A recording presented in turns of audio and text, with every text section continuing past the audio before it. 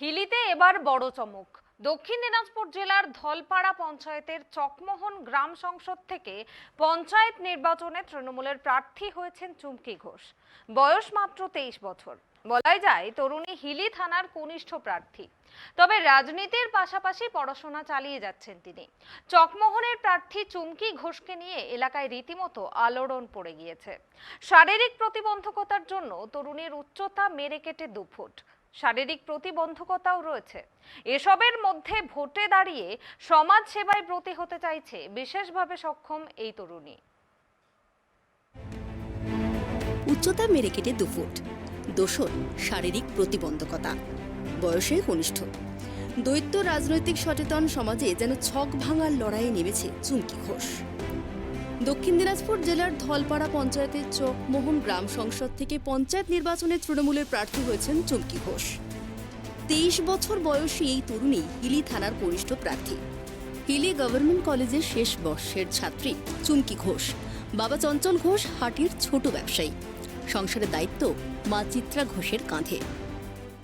কি তৃণমূল থেকে দাঁড়িয়েছে, ওর মানে অনেক দিনের ইচ্ছা ছিল, বলতো মা আমি যদি কোনোদিন সুযোগ পাই, যদি একটু দাঁড়াবো বলতো, আমার সঙ্গে গল্প করতো। মা তুমি যে আমি বলতাম তো এরকম মেয়ে তো কে করবে, তো ওর সহযোগিতা যা একটু সুযোগ পেলো আমার মেয়েটা দাঁড়ানোর জন্যে। আমরা মা বাবা আমাদের যতটা আর বাবা সঙ্গে সঙ্গে যাচ্ছে, আমিও যাচ্ছি। যদি মানুষের পাশে থাকে মেয়েটা, ওকে যদি সবাই একটু সামর্থ্য করে প্রতিবন্ধী মেয়ে হিসাবে, তাহলে আমাকে মেয়েটা খুব আনন্দ পেত। এই বলে মনে করেন করতো। আশা করছি মেয়ে জিতবে। কি করবেন জিতলে পারে, কি করবেন? মানে যেটা লোকের পাশে দাঁড়ানো, যেভাবে করে সেভাবে দাঁড়াবে। চকমোহনের প্রার্থী চুমকি ঘোষকে নিয়েই এখন আলোড়ন সর্বত্র। ওই তরুণের উচ্চতা মেরে কেটে 2 ফুট, শারীরিক প্রতিবন্ধকতাও রয়েছে।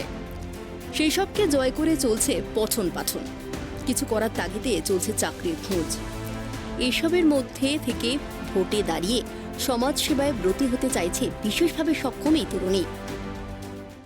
আমি বসন্তা গ্রাম পঞ্চায়েত থেকে ভোটে দাঁড়িয়েছি। আমাদের এখানে ডাঙ্গাপাড়া বসন্তা মিলে 2 গ্রাম মিলে চকমোহন মৌজায় এবার আমি প্রথম দাঁড়িয়েছি। আশা করছি আমাকে সবাই সাপোর্ট করবে এবং আমি তাদের সাপোর্টে, তাদের সাহায্যে আমি আমার সাধ্যমতো কাজ করব, তাদের পাশে দাঁড়াবো। আমার ইচ্ছে ছিল ভোটে দাঁড়ানোর, আর পার্টিগত থেকে আমাকে সাহায্য করায় আমি খুব হ্যাপি এবং খুব খুশি যে আমাকে একটা সুযোগ করে দিয়েছে। আমার খুব ইচ্ছে ছিল মানুষের পাশে গিয়ে দাঁড়িয়ে কাজ করার, তাদেরকে সাহায্য করার। কোনো মতে সুযোগ পাচ্ছিলাম না, এই সুযোগটা যখন পেয়েছি আমি চেষ্টা করবো আমার সাধ্য মতো। আমি তাদেরকে বাড়ি বাড়ি গিয়ে প্রচার করছি, তাদেরকে বলছি দিদি এত সুবিধা দিয়েছে, তাদেরকে ঘরে ঘরে গিয়ে আমাকে বলতে হচ্ছে। আমি তাদেরকে জানিয়েছি, তাদেরকে বলছি যে দিদি আরও করবে, তোমরা আমাকে ভোট দিয়ে আমার পাশে থাকো, আমাকে দাঁড় করাও। কোন দল থেকে দাঁড়িয়েছো তুমি? আমি টিএমসি থেকে দাঁড়িয়েছি। কিভাবে প্রচার করছো? প্রচারে বেরোচ্ছি, আমার আশেপাশে আমার পাড়া প্রতিবেশী আমাকে সাহায্য করছে। আমার বাবা, আমার কাকু, আরও পাড়া প্রতিবেশী অনেকে আছে, অনেক দাদু, অনেক জেঠু আছে। তাদেরকে নিয়ে আমি সকালে বের হই, সন্ধ্যায় বের হই। আমার শারীরিক অক্ষমতা থাকা সত্ত্বেও আমার খুব ইচ্ছে ছিল যে আমি মানুষের পাশে দাঁড়াবো, মানুষকে সাহায্য করব। তো আমি সেই অক্ষমতাটাকে পিছিয়ে রেখে আমি এগিয়ে চলছি।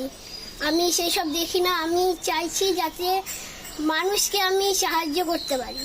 আমারটা আমি কিছু ভাবি না, আমি দেখি না আমি কীরকম। আর আমি অক্ষমতা হওয়ার সত্ত্বেও আমাকে যত লোকে যত ভালোবাসা দিয়েছে, যত আদর স্নেহ যত্ন করে, আমাকে পেয়ে অনেকে খুশি। আমি চাইবো তাদের সাহায্যে আমি ভোটে জয়ী হয়ে কিছু করার আশায় আছি, জিতবো। এখন দেখা যাক কি হয়।